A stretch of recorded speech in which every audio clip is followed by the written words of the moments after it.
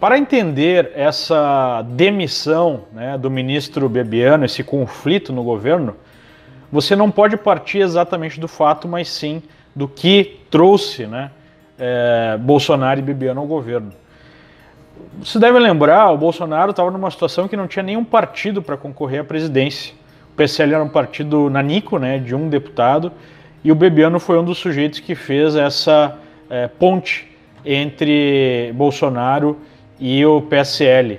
E o PSL acaba virando uma força política consistente, né, com mais de 50 deputados, num fenômeno eleitoral que talvez tenha sido o mais impressionante da história política brasileira. Um sujeito sem partido, né, sem estrutura partidária, sem verba, conseguir não só chegar à presidência contra candidatos aí que contavam com uma estrutura e com verbas gigantescas, mas também eleger 50 deputados. Então é óbvio que numa situação de criação de um bloco de poder tão forte, né, um poder tão consistente, nós vamos ter conflito, especialmente aí quando nós temos representantes da velha política como o Bebiano e a busca pela mudança representada aí por Bolsonaro, né, numa forma mais direta, mais sem teatro de fazer política que todos os entes não estão acostumados a perceber, especialmente no Brasil, né? Seja a imprensa, seja o mercado, seja o público em geral, né? Me lembra um pouco a situação de Donald Trump, quando ele chegou ao poder e começou a ter muito conflito no início do seu governo, várias demissões, a imprensa fez um carnaval, o mercado ficava muito nervoso, fazendo quedas expressivas, até que se percebeu que essa era uma nova normal, né? Não que eu ache que vai ser uma nova normal, demissões sistemáticas, mas nós devemos esperar um nível de conflito muito maior do que aquele numa situação usual de governo no Brasil, né? Especialmente com todo o teatro que é feito em relação a escândalos, a demissões e na relação com a imprensa, né? Então é uma nova fase. Se isso deve prejudicar a reforma da Previdência, eu acredito que não, né?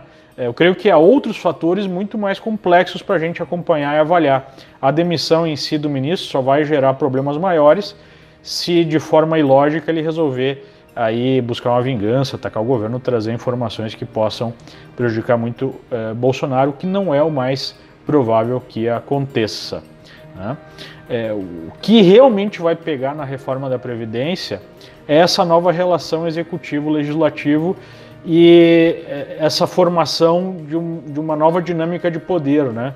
Nós sempre tivemos aí o antigo PMDB, o MDB com o fiel da balança, sempre com ou PSDB ou PT, né, com um partido de frente, com um bloco maior e mais conciso, no velho jogo da política toma lá da cá, que é um dos pais aí do mensalão e do petrolão, né, e dos escândalos que nós percebemos.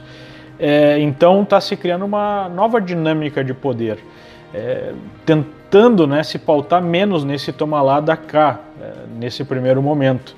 E isso pode, né, dar certo como pode dar errado. Então eu acho que esse aspecto é o aspecto mais importante a ser observado em relação à reforma da Previdência do que essa crise pontual aí de demissão do ministro Bebiano, que no prazo maior creio que tem um efeito positivo tanto para o governo, né, para o presidente, quanto para o Brasil.